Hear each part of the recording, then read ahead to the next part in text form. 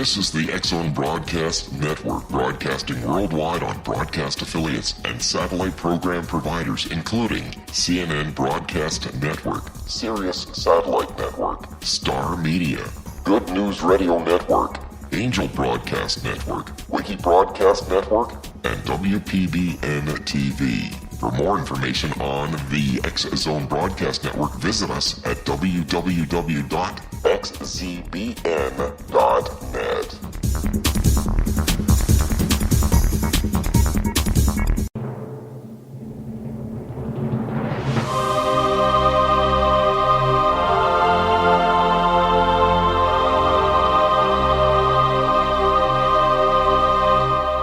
The Science of Magic with Gwilda Wiyaka is largely an opinion talk show. All opinions, comments, or statements of fact expressed by Gwilda Wiyaka's guests are strictly their own and are not to be construed as those of the Science of Magic or endorsed in any manner by Gwilda Wiyaka, rel-mar McConnell Media Company, its affiliated networks, stations, or employees.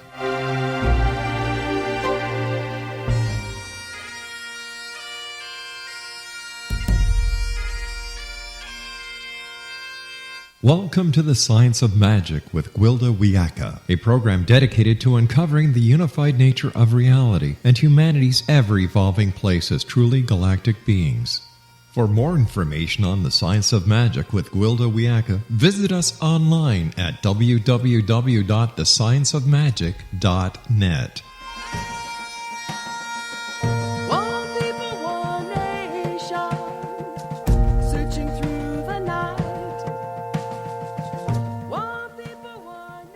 Welcome to the Science of Magic, a program combining the science and magic of today's leading topics to co-create new solutions and promote evolutionary thinking. We're coming to you through the leader in responsible paranormal and alternative science programming, the X-Zone Broadcast Network, xzbn.net, and can also be found on our website, thescienceofmagic.net. I'm your host, Gwilda Wiyaka. This hour we'll be exploring pattern dancing. My former husband and I had not been dating long when we decided to plant a communal garden. I was living in a small apartment at the time with no yard of my own. He and his roommate were renting a large house with a large backyard. Full of enthusiasm and spring fever, we went to the local greenhouse and purchased seeds, shovels, rakes, and the materials to make a raised bed garden. We spent the rest of that day fighting in the backyard. I'd say something like, "We should put the lettuce here in the north so the tomatoes will shade them when they come up." He would respond, "I know lettuce needs shade in the summer. Do you think I'm stupid?" "No, I don't think you're stupid," I defended. "Can't I even make a suggestion without you taking offense?" "That sounded more like a dictate than a suggestion," he grumbled. On and on it went until, thankfully, and against all odds, we had a small garden planted. We'd planned a barbecue afterwards. I was in the kitchen making salad as he prepared the steaks for the grill. He patted me on the back affectionately as he reached around me for seasonings. "It's nice to see you again," I told him. "What do you mean? We've been together all day," he puzzled. "No, actually, I haven't seen you since this morning. Your father and my mother spent the rest of the day fighting in the garden," I responded, tongue in cheek. My mother had ruled the roost, taking it upon herself to instruct my father in everything, right down to the clothes he wore. My fiance's father was criticized and disempowered in relationship with his wife. My fiance and I were unwittingly acting out all our familiar roles and conditioning rather than our authentic expression. So many of our relationships, even those we have with ourselves, come from unprocessed damage and triggering from our past. Our perceptions are so clouded that we rarely really see ourselves accurately, much less those around us. Yet so many people go from relationship to relationship looking for the perfect person without realizing the individual they need to find first is themselves. Without first separating our true expression from our patterns, triggers, and false identities, we have no hope of finding someone who's a good match. Without finding ourselves, we're just pattern dancing with our friends and lovers, with one knee-jerk reaction instigating another. True motivation and communication is lost in the morass as we project the events of our past onto our current relationships and make a rerun out of the future. That's not to say we have to be totally processed before engaging in a relationship. Were that the case, we'd all be very lonely. Instead, making a concerted effort to recognize when we're coming from triggered response rather than acting in the present moment is an important first step towards conscious relationship. Our guest this hour, Kathlyn Hendricks, is an evolutionary catalyst who's been a pioneer in the field of body intelligence and conscious loving for over 40 years. Kathlyn has an international reputation as a seminar leader, training professionals from many fields in the core skills of conscious living, authenticity, responsibility, and appreciation. She's the co-author of 12 books, including the best-selling Conscious Loving at the Speed of Life and the new Conscious Living Ever After, How to Create Thriving Relationships at Midlife and Beyond. She co-founded the Spiritual Cinema Circle and the Viral Body Intelligence Summit. She's traveled well over 1 million air miles as the ambassador for the work that she and her husband, Gay Hendricks, have developed. Kathlyn earned a Ph.D. in transpersonal psychology and is a board-certified dance movement therapist of the American Dance Therapy Association since 1975. After this commercial break, I'll introduce Kathlyn, and together we'll explore conscious loving, authenticity, and body intelligence. It promises to be a winning combination, so don't go away. You're listening to The Science of Magic, thescienceofmagic.net.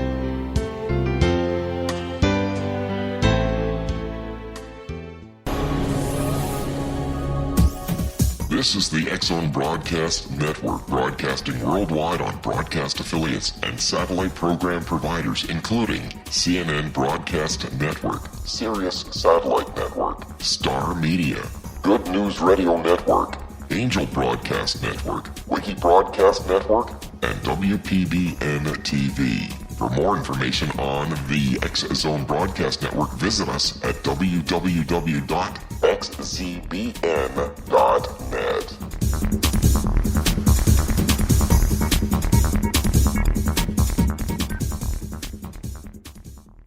How would you like to be able to read other people's minds? Well, the next best thing is here. When you know how to read a person's name, you know how the person thinks, feels, and behaves. Each letter in our name holds a key to unlock our true essence. Our name contains both our gifts and challenges in this lifetime.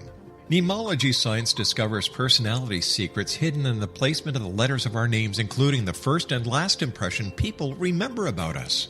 Sharon shows us how to interpret the arrangement of letters as outlined in her book, Know the Name, Know the Person. Sharon Lynn Wyeth created mnemology science after 18 years of research and testing her theories, and has supported thousands of people around the world in understanding themselves and others better. You'll enjoy Sharon's unique teachings as she shares her system to learn the gifts behind your given birth name. Even if you don't like your birth name, there are jewels in this book. If you're thinking of changing your name, ready to name your child, or wanting to get along better with others, this is the book for you.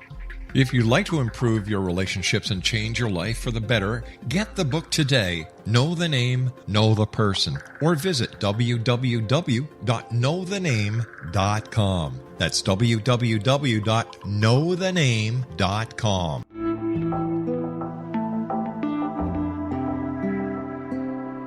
Take a step back in time and discover old Florida cuisine at Marsh Landing Restaurant in Fellsmere, Florida. Enjoy delicacies such as frog legs, gator tail, catfish, and swamp cabbage, or enjoy the more traditional cuisine such as hand-cut Angus steaks, ribs, and seafood. Join us for breakfast with a southern flair featuring sweet potato pancakes, biscuits and gravy, and much more. Planning a party? Marsh Landing's private dining rooms can accommodate groups from 8 to 80 people. While you visit, enjoy the historic pictures, artifacts, and stories that line the walls. Marsh Landing is truly a unique experience. Marsh Landing Restaurant, 44 North Broadway in historic downtown Fellsmere, or visit marshlandingrestaurant.com. Marsh Landing, old Florida cuisine at its best.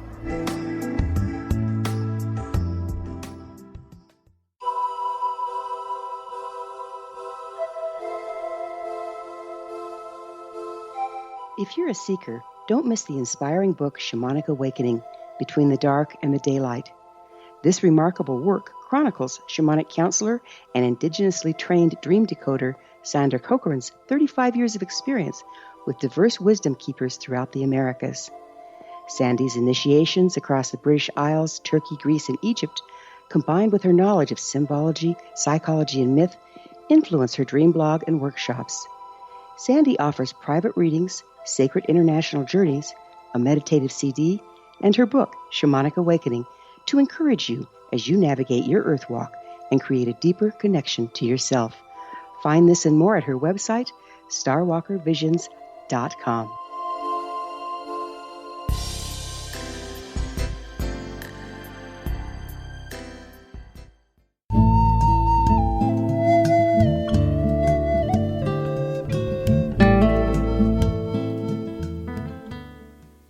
Welcome back. This is The Science of Magic, dedicated to unification and evolution of consciousness.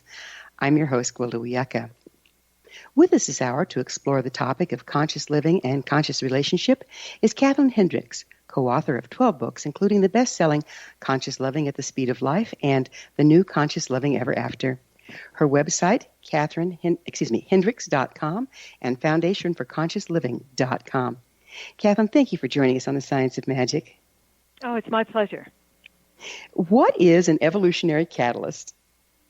Oh, well, a catalyst is anything that changes the context around itself without itself being changed. And an evolutionary catalyst is someone who is in service of things moving toward harmony and alignment and co-creation rather than competition and conflict. But don't you have to kind of enter into chaos before you find that spot? Well, I think chaos is definitely a part of life, and that what gives us direction is what we choose. And choosing, in the way that we describe it, we call it a commitment, where you gather yourself and move yourself consciously in a chosen direction.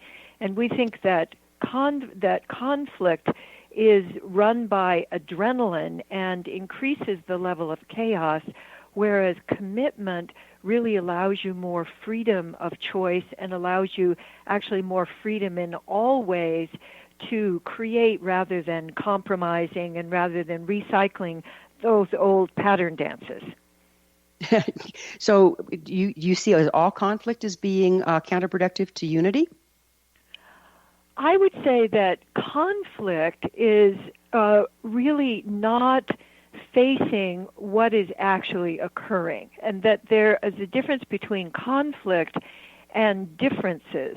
And differences, I believe, are really here to be appreciated and to be listened to carefully, and that we can, in our relationships of all kinds, create a large enough container, a large enough context where each person can really have what they most deeply want without compromising or without having to control the other. So, for example, Gay and I, my husband Gay, and I have had no conflict, blame or criticism in our relationship for at least this century. Well, where does the catalyst come from then? Where's the excitement come?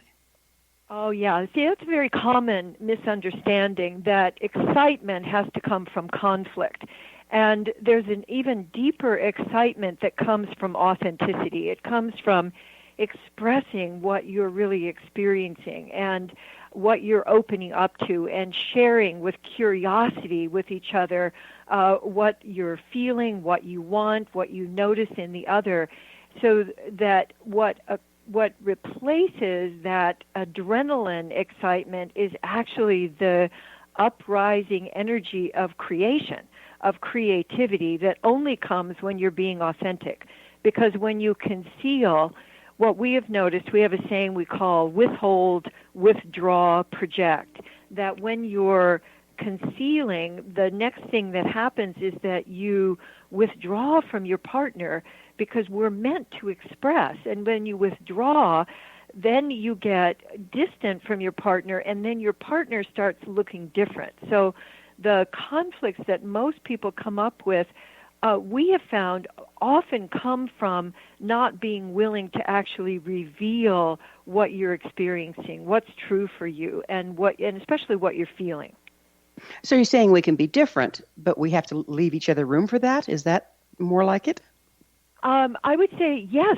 Of course, we are all different, and the actual act of appreciating, that is giving your sensitive awareness to how is it that you see this situation, and how is it that I see it, and what is going on between us that might allow us to feel genuine connection, so that if there is a resolution that needs to be made, we can create it together rather than entering into a win-lose kind of scenario that is so common today.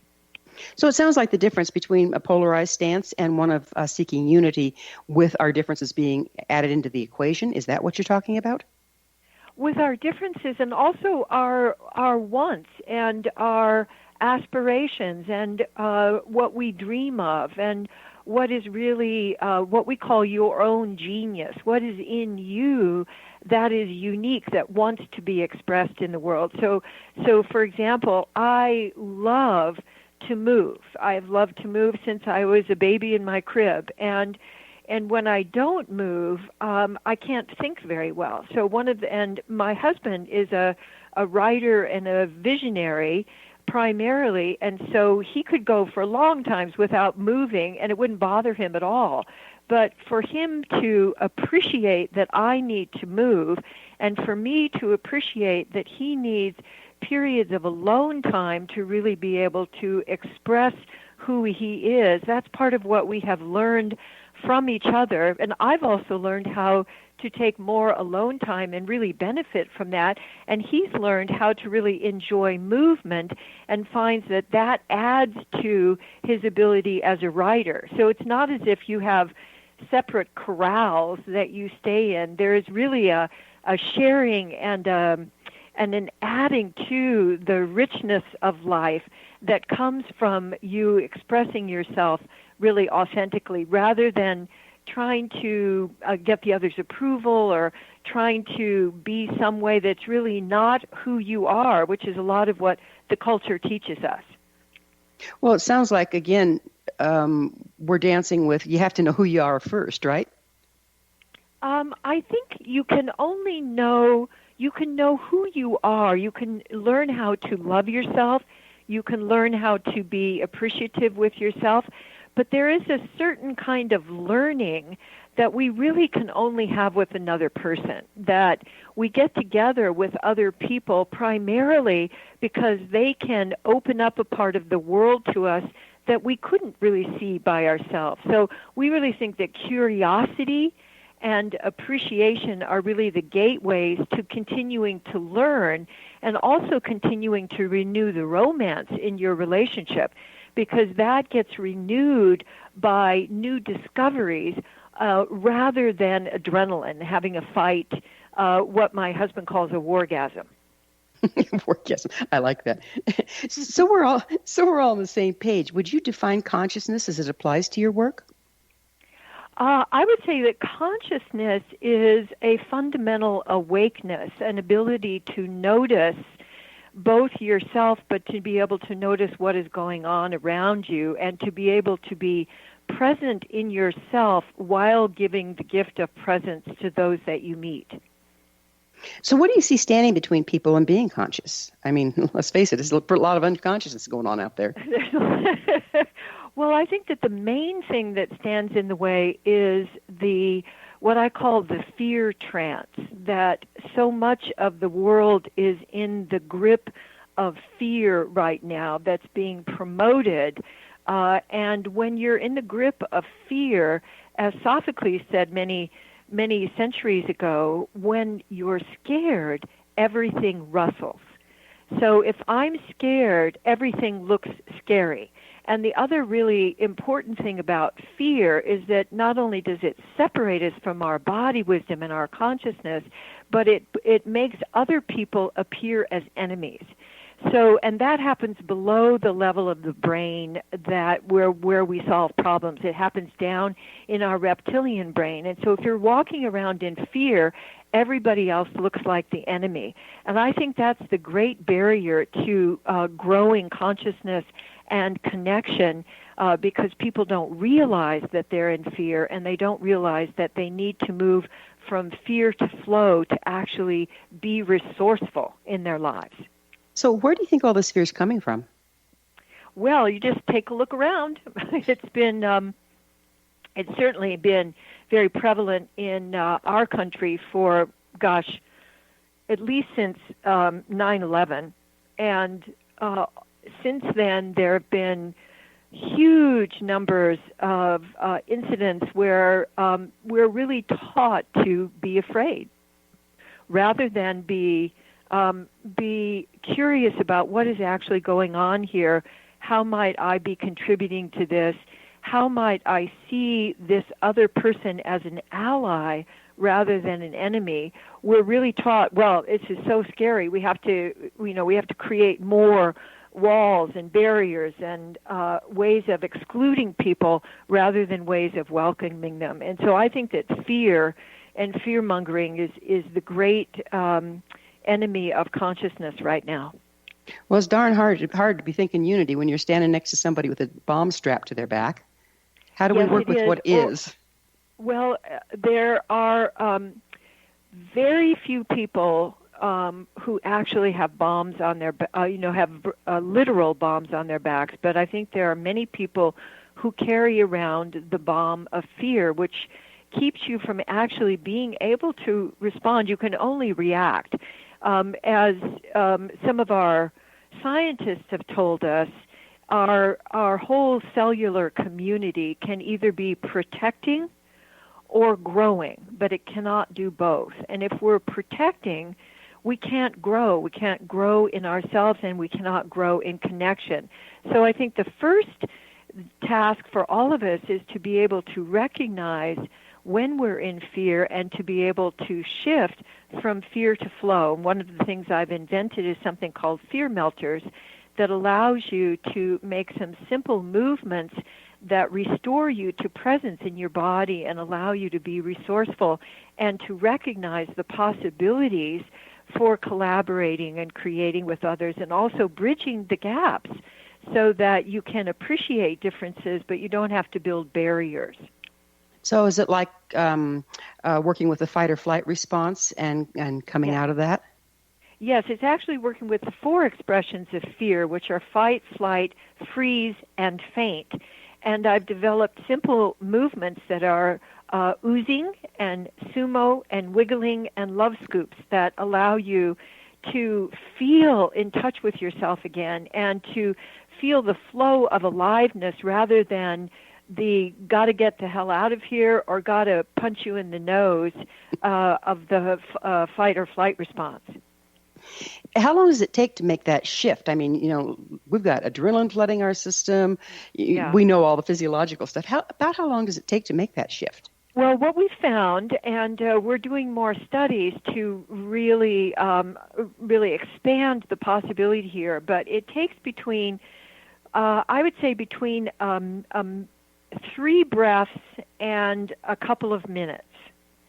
So no fewer than 3 breaths. So as you're oozing, if you imagine just moving your shoulders as if they were seaweed in water, or sumo, if you imagine yourself standing in a sumo stance with your hands down on your legs and really feeling your feet, or you're wiggling and you feel yourself wiggling. We're going to need to take a break here. Kathlyn and I will return to our discussion on the other side of this commercial break, so don't go away. We're coming to you through the X-Zone Broadcast Network. Don't miss the other fine shows and hosts on xzbn.net. You're listening to The Science of Magic, your resource for creative solutions in a changing world, thescienceofmagic.net. Please, I love your emails. Email me at info@thescienceofmagic.net. xzbn.net. I'll answer them as soon as I can, and I love to hear suggestions for topics and places to go with our explorations. See you on the other side.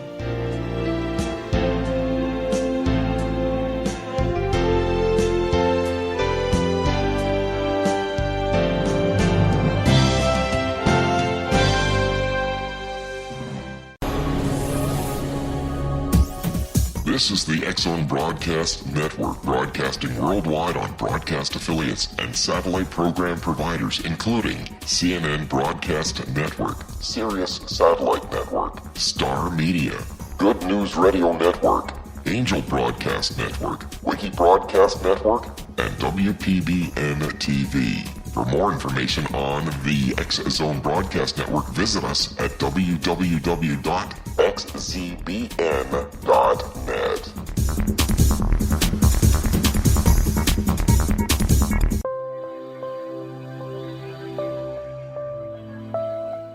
There's a legend shared by many indigenous cultures of a time when the nations were cast to the four corners of the world. Each nation was given a body of sacred knowledge that held a different portion of the truth to preserve. True reality could not be known until all the nations reunited, combining the information. If a single one was missing, the world could not be reborn and darkness would prevail.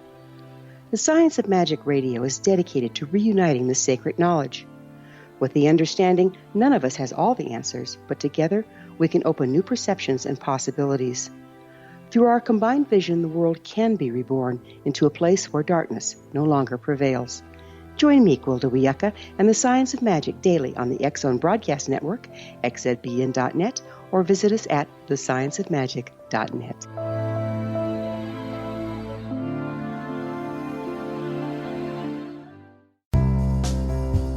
Gibbs A. Williams, Ph.D., is a practicing psychoanalyst, supervisor, researcher, and author in New York City.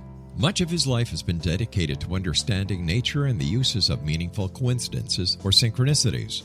His radical and original non-Jungian, non-mystical, non-magical theory of synchronicities illuminates much of the fog surrounding this challenging and perplexing topic.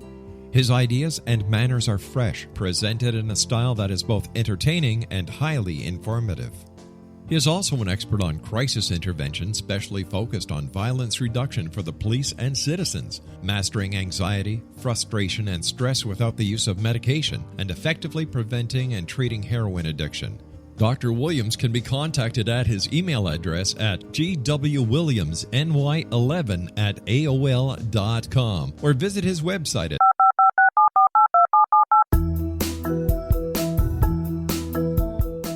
Did you know that when you're on the road with limited data or Wi-Fi, you can still listen to the X-Zone Radio Show with Rob McConnell, The Science of Magic with Gwilda Wiyaka, X-1, Dimension X, Space Patrol, and every minute of the X-Zone Broadcast Network by calling 213-401-0080, courtesy of Audio Now. No smartphone, app, or internet needed. It saves your data plan and it's free if you have unlimited minutes. Call 213-401-0080 to listen on any phone, anytime, anywhere. Remember 213-401-0080 for the best of the paranormal, parapsychology, and sci-fi radio programming anywhere, 24/7, 365.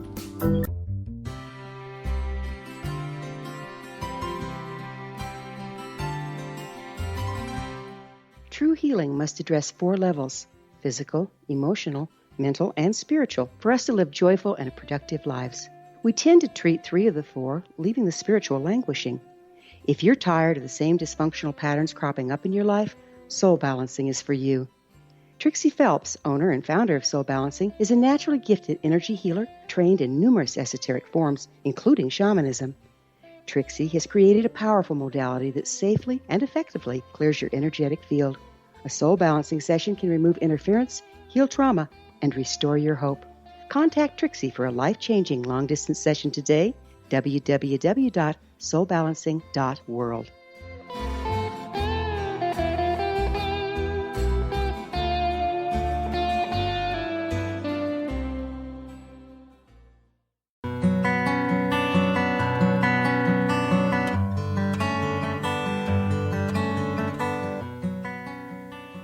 Welcome back. This is the Science of Magic, a place where magic and science come together to promote enlightenment. I'm your host, Gwilda Wiyaka. We cover what's hot. For in-depth exploration of leading-edge subjects from numerous authorities and viewpoints, join our email family to receive our topic-driven episode collections at thescienceofmagic.net. Our guest this hour is Kathlyn Hendricks, co-author of the best-selling Conscious Loving at the Speed of Life and the new Conscious Loving Ever After. Kathlyn, it sounds like, what you're offering here is pretty much a radical change from the way most people dance in a relationship. How do you get started on that path? Yes, I think it is a totally radical path, but it's one that Gay and I have been exploring for coming up on 40 years now. So we know that the map works. And what it really starts with is making a new commitment. And I had mentioned that earlier. We really think that is the gateway to stepping into this new kind of magic. And that is that you choose to conduct your relationship in a new way. So rather than na and who's right and who's wrong and blame, especially blame and criticism, you commit to seeing your partner as your ally. You commit to what we call processes rather than outcomes. So here are some of the things that we committed to. We committed to revealing rather than concealing. We committed to getting close and to clearing up anything in the way of actually being able to feel close to each other. We committed to our own complete development as an individual so that we could bring our full selves both to each other but also to our larger community. And we committed to really being genuinely responsible. That is, stepping from whose fault is it or feeling like a victim really into I'm responsible for what is occurring right now. So how could I do something that would create a different result or move into something that I really like better rather than engaging in the whose fault is it blame game. So so many people are so locked up in that they don't even know they're doing it. So what if you're in a relationship where you're trying to be all the things that you just said, but the commitment's only going one way? What do you do then? Well, if the commitment is only going one way, it is inevitably going to have an effect on the relationship. Since it's a system and you make a change in the system, it is going to change in some way, but it may not be in a way that you find desirable. What works best, if at all possible, is a co-commitment where each person chooses. Now, it doesn't mean that they do it perfectly or that they even know what it is that's in the way. So because we've learned so many of our roles and our interaction patterns from the culture and from our parents and from communities, and it's kind of invisible, like sitting around the dinner table for many, many, many dinners, you learn a certain way of interacting. And so to change that, one of the best things that scientists say and that we found to be true is to do pattern interrupt, which is to do something different than you've always done. And one of the most valuable things we found is for people when they get into a hassle is to drop the words out, because we know how to trigger each other with words. And we have people just use sounds and gestures, and they can... That could be fun. Yeah, that's exactly what happens. It starts getting fun really quickly, and you realize, oh, we're doing that same old thing. And then you get the delight of playing with each other rather than always working on your relationship, which is never going to sustain a juicy relationship long term. Do you see people as using each other's damage and patterns to control? Oh, yes. In fact, people just...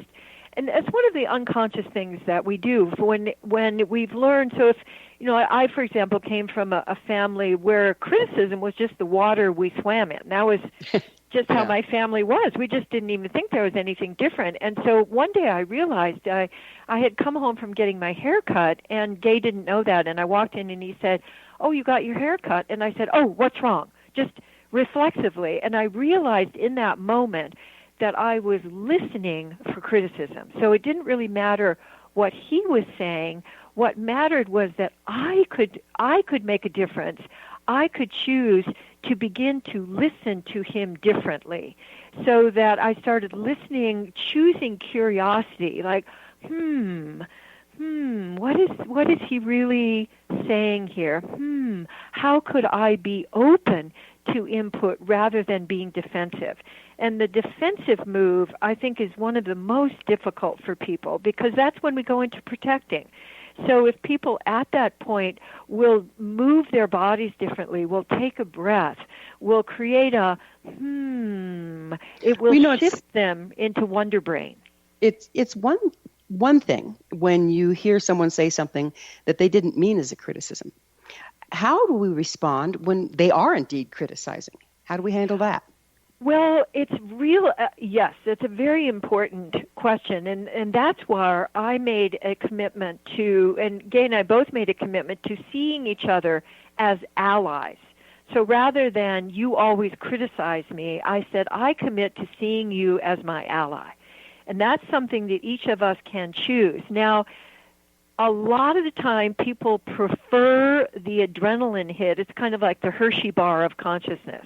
You get that hit of adrenaline, which gives you that that glee of being right, but it's very short-lived, and it costs you. But if you learn how to develop appreciation and curiosity, it actually can become juicier and a lot more fun than adrenaline. You'll always have adrenaline, but we overuse it so much that our entire culture is totally stressed out because we're in that adrenaline frenzy most of the time. Yeah, we live in a society where guilt and shame's favored form of control. How do you see this playing in here? Well, it is, in fact, I think, what we learn at our parents' knees. We learn that form of control, and it's a kind of, it's not just criticism, it also is a shaming. And cultures have controlled their citizens for generations by shaming them. And, that you're wrong and bad, and then it allows them to become the enemy, and then we get into the kinds of virtual or real wars that we're experiencing right now. So the best thing that each of us can do is to shift from that criticism into curiosity. And that's why I was making that sound, because we know that shifts you into your wonder brain, where you can actually invent something new rather than recycling. Rather than the old knee jerk. Do you see projected guilt as causing blame and criticism?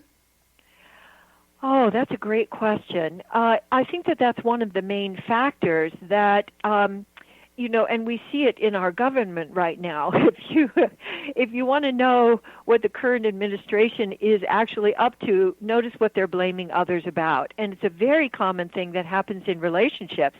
If I'm afraid that I'm doing something wrong, it's much easier for me to see it in somebody else than it is for me to see it in me. So I like to, if I'm blaming a lot, I like to look at, what might this have to do with me? Is there something that I'm feeling guilty about, which means there's something I feel both angry and scared about? And it's probably something that I've done that I said I wouldn't do, or something that I said I would do that I didn't do. And that's a big source of issues in relationships, where people just simply don't keep their agreements with each other. Well, they're not keeping their agreements with themselves, are they? Oh, well, yes, and that's, I think, where it starts, is that you lose integrity with yourself when you have said you've made an agreement and then you don't keep it. You are really kind of breaking down your own resilience and your own ability to create. And those are things that can be repaired. You can say, I told you I was going to take the trash out yesterday, and I went to bed without doing that, and I feel guilt about that, and I'd like to see what I need to do to repair that, aside from putting the trash out this morning. So it can be repaired, but it can't if it just gets swept under the rug. Or blamed on the other guy. Why didn't you remind me? I would have if you had told me, or if you didn't have all these other things for me to do, so I ran out of time, and so on. And the big payoff for that is just simply that adrenaline hit. And I wish more people knew that it's really like ringing a bell, just ringing one loud bell, and you get the hit from that, but that's it. There's no creativity in it. It would seem, being social creatures we are, that one of the most important things in a person's life would be relationship, and yet most of us bumble our way through knowing very little about it. How can we correct this as a society? Well, we'd like to recommend, I definitely want to recommend our book, Conscious Loving, because that came out over 25 years ago. It's a classic. It's been selling ever since then, ever since we were on Oprah. And we've laid out a map that is very clear and very simple, and it's been used by thousands of people. So if you want to find out the details of the map, that's really where I would start. And where it actually does start is with learning to love yourself, and then whether you want to step into creating a new journey, because we know that the journey of the 1,000 steps starts with the first one, and that is really, for most people, the most difficult, because they want to kind of jump the mountain. They don't realize that you really can create the relationship you want choice by choice, and that's the only way that it happens. What advice do you give? I mean, that all sounds good, right? Choice by choice. But a lot of us don't even get that we have a choice, or that we're walking in the wrong direction, or that what we're feeling isn't actually substantiated. How do we see our way through all of that? Well, when you were saying that, the first thing that occurred to me is to learn how to presence yourself, which starts with taking a breath. Most of us, when we get into conflict or we're not in touch with ourselves, we're not breathing and we're moving a lot less. Today's culture moves far, far less with our devices and computers and all than previous generations too. So we don't get a chance to actually use our body wisdom, which is where the magic comes from. It doesn't come from our problem-solving brain. It comes from our larger brain, from our consciousness. And yet we tend to store all this rage and emotion in our body, and if we move, it triggers it outward. Is that correct? What do you do about that one?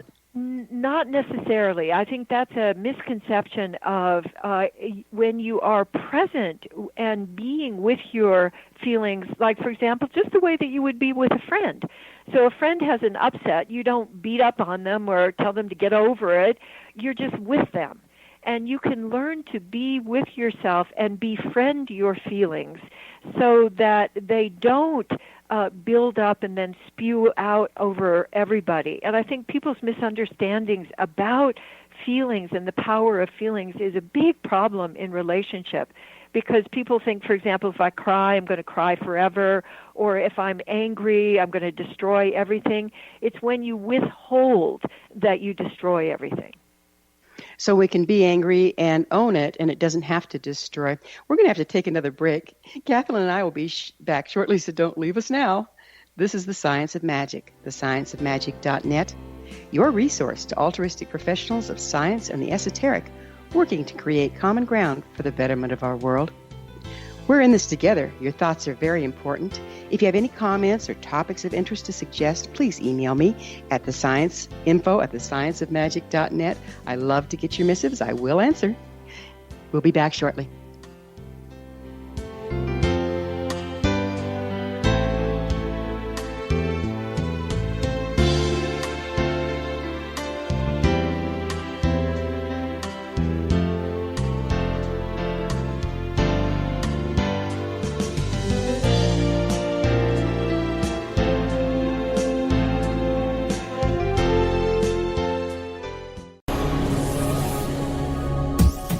This is the X-Zone Broadcast Network, broadcasting worldwide on broadcast affiliates and satellite program providers, including CNN Broadcast Network, Sirius Satellite Network, Star Media, Good News Radio Network, Angel Broadcast Network, Wiki Broadcast Network, and WPBN TV. For more information on the X-Zone Broadcast Network, visit us at www.xzbn.net.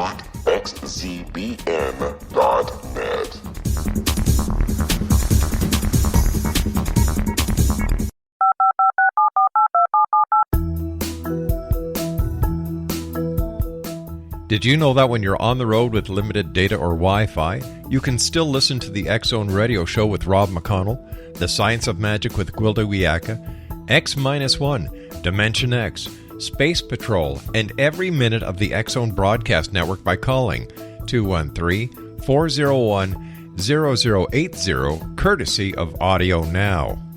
No smartphone, app, or internet needed. It saves your data plan and it's free if you have unlimited minutes.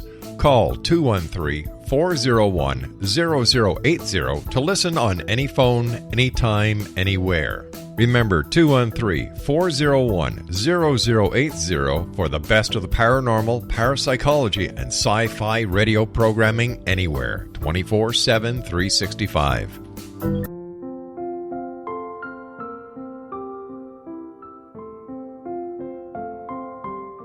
I am Dr. Carl O'Helvey, founder, president of a new cancer foundation focusing on evidence-based physical, mental, and spiritual interventions, including natural cancer cures, prayer, meditation, affirmations, nutrition, and other related holistic cancer prevention and cure modalities. These are used in cancer education, research, and financing care. I ask for your help to continue this important work by donating at www.holisticcancerfoundation.com.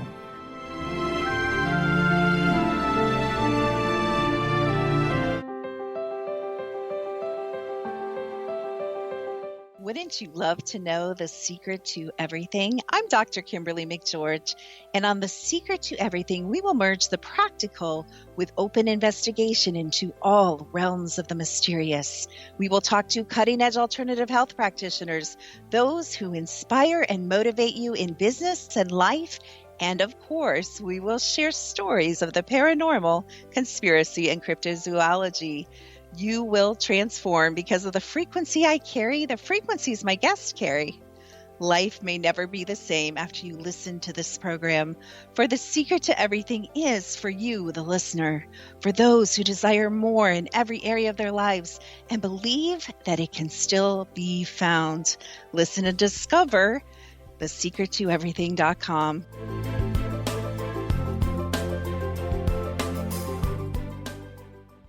Little children aren't the only ones afraid of the dark.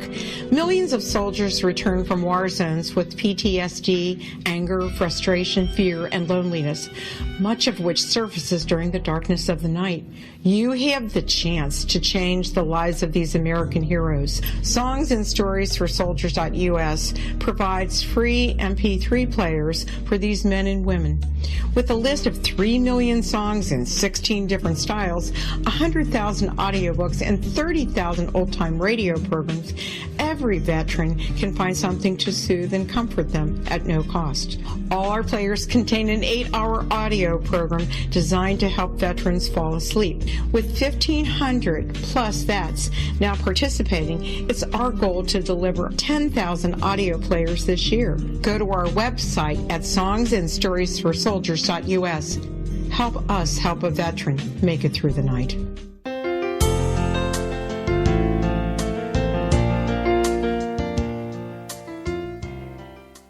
Welcome back. This is The Science of Magic, bringing together gifted people of service to the world. I'm your host, Gwilda Wiyaka. What's up in your world?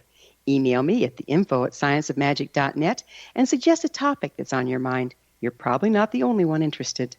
Our guest this hour is Kathlyn Hendricks, co-author of the best-selling Conscious Loving at the Speed of Life and the new Conscious Loving Ever After. Kathlyn, I have been an admirer of you and your husband for years. I used to be a part of the cinema circle that you... Oh, great. Oh, I just loved it, and I don't have time to watch things anymore, so I'm not a part now. I understand.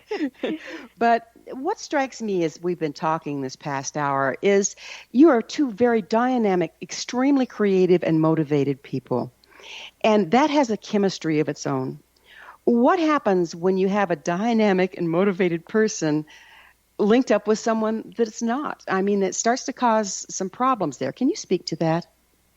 Sure. What we notice a lot is that opposites attract. We find that a lot of couples have at least some of their dynamics different. You know, so for example, Gay is a big thinker and I'm a big feeler. You know, I can sense feeling in the room before anybody else can, and he can pull out, you know, the vision of what's possible quicker than anybody. And what we really recommend for people is that rather than hassling with each other, they commit to learning from each other, because you chose this person. You brought this person into your life. And so we ask people, what is the thing that you're trying to learn from them that you haven't been able to learn in any other way? It could be as simple as giving yourself alone time, or learning how to speak up, to say what you want rather than just acquiescing. It could be really becoming a little bit more extroverted or a little bit more introverted, so that you have a bigger range of possibilities. So what often goes on in relationships is that we see the other as a less improved version of ourselves, and we keep trying to change them so that they're more like us. But where the real juiciness is in learning from each other, because people have different skills and unique qualities that if you appreciate them, that is, if you genuinely appreciate, then you might actually be able to osmose those. You could have those for yourself, rather than being scared of those, or thinking, I can't ever be like that, or this person is just too loud, or, you're too much, or you're too quiet. We often find that we choose people that remind us of people earlier in our lives. And when you get that clear, like, oh, I just realized I married my mother, then it allows you to separate that out and go, oh, right, this is how I reacted to my mother, but I'm a grown-up now, and I can react differently. I don't have to get triggered all over again if you give me that look. I can just say, what's wrong? Rather than getting scared and hiding, in the other room. It changes the whole outcome, doesn't it, when you're able to reframe the way you're acting? Yes. In fact, that's the only place where we really have any power, is over our own choices and our own relationship with ourselves. And it has much more power to make a difference in our relationships than if we put all of our attention into changing the others. So we say, first, really love yourself, and go ahead and love yourself for whatever you're experiencing, because that's often what we have been looking for, and we try to get it from others, but we don't give it to ourselves. Yeah, we try to milk it out of somebody else, and then we get frustrated in relationship because they aren't giving us what they can't give us in the first place. Right. and then we think that if I can't get it, then we get more desperate. And can often get more obnoxious, just trying to get attention, because humans have got to have attention. We forget that we need attention just as much as we need food and water. And if we can't get it in a delightful way, we're going to get it in any way we can. Negative attention is better than none at all. Exactly, because without attention, people die. You have this wonderful saying. You say that integrity is sexy. Would you speak to that? Oh, yes. Integrity. Integrity means wholeness. In fact, one of the great definitions is an unbroken wholeness or totality with nothing wanting. And I think that's like a celebration of our divinity, of our consciousness, who we can be. And integrity is supported by feeling our feelings, being emotionally literate, keeping our agreements, being response-able, and really being able to communicate and listen appreciatively. So we have these skills that we write about in, particularly in Conscious Loving Ever After, that are skills anybody can learn. And I've mentioned a couple of them today, for example, to do what you say you're going to do, and to not do what you say you're going to do, not going to do. So it's about really keeping agreements. And when you have integrity, it kind of gives you a new skeleton that really allows you to have so much more freedom of choice and being able to respond, being more creative, and also having more energy because you're aligned in yourself. You're in flow rather than at cross purposes. So imagine starting to do something and then criticizing yourself or second-guessing yourself, or that you'd be starting, stopping, and that's how people experience themselves when they're out of integrity. But when you're in integrity, boy, you have a lot more free time and a lot more juice to be using freely rather than recycling in problems and issues. It's difficult to stay in integrity with yourself if you're constantly exposed to things that are out of integrity. How do you manage that? Well, I would manage them one thing at a time. So if there's something that's out of integrity, it's something specific, and it almost always has to do with a broken agreement, or a feeling that hasn't been shared, or an appreciation that is being withheld. So those are the places that I would look first. So did I do something that I said I wasn't going to do, or did you? Or is there something significant that's gone on that I haven't shared with you? Or do I have a feeling that is bubbling inside me that I haven't revealed? Those will go a long way toward bringing you back into flow and into intimacy. We've seen it even with things like, I had an affair. You would say, wow, well, that's certainly not going to create intimacy. But we have found that when people share with each other and they reveal what's actually going on, there's a fallout that occurs, and then almost always, in the thousands of people we've worked with, people are grateful for knowing and feel more intimate with each other. It's always difficult to be that intimate, though, isn't it? I mean, it takes a lot of courage. Oh, I think I think it's much more difficult to be unconscious and to be recycling old problems. If you take a look at the number of prescriptions we have going in the country right now, and the pain prescriptions, and those I believe are really run by those three things: that things that you have not done, agreements that you've broken, things that you have not shared, and feelings that you haven't shared.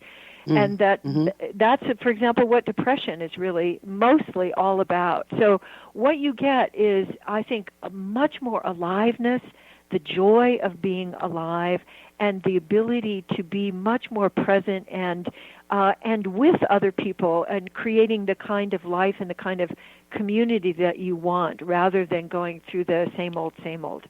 We have a couple minutes left. Can you talk about the myths of aging? I love your work with aging and relationships. Oh, yes. Thank you. Well, what we found, both Gay and I, Gay's 72, I'm 68, we're both now more vital, more healthy, have more energy and more creativity than any time in our lives. And, in fact, we can't use our PR pictures from even 15 years ago, because we look so much younger now.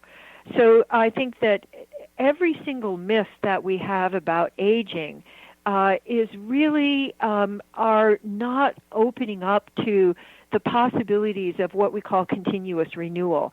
And the kinds of things we've been talking about today not only enliven your relationship, but they enliven you. That when you're being present with yourself, when you're telling the truth, it gives you vitality. In fact, that's when we first started to notice that telling the truth was a great aphrodisiac, because you feel a burst of aliveness when you tell the truth. Whereas when you conceal, you start feeling more muffled, and you definitely feel separate from yourself and from others. It's amazing how authenticity is the fountain of youth in a way, isn't it? It is. It totally is. And people, I think if people knew, I mean, it's so simple. You don't have to get it in a jar. All you need to do is to look at what is really going on right now. And so we like to focus on body sensations. What are body sensations? What's the thought I just had? What's the story I'm making up right now? Because those are things that you're experiencing right now. So it's not about packaging or trying to find the right conclusion or arguing. It's really about what we call speaking from discovery. What are you experiencing right now? And that creates so much aliveness and intimacy. I just wish everybody knew about it. Well, thank you so much for spending time with us and sharing these wonderful insights. It's just been a real pleasure, Kathlyn. Thank you so much. Thank you. It's been a pleasure for me, too, and have a wonderful day. You too. Our guest this hour has been Kathlyn Hendricks, author of 12 books, including the best-selling Conscious Loving at the Speed of Life and the new Conscious Loving Ever After. Her website, foundationforconsciousliving.com. This has been The Science of Magic, For in-depth exploration of leading-edge subjects from numerous authorities and viewpoints, join our email family to receive your topic-driven episode collections at thescienceofmagic.net. Until next time, dear ones, may you be blessed with knowledge and comforted with love as you engage conscious relationship.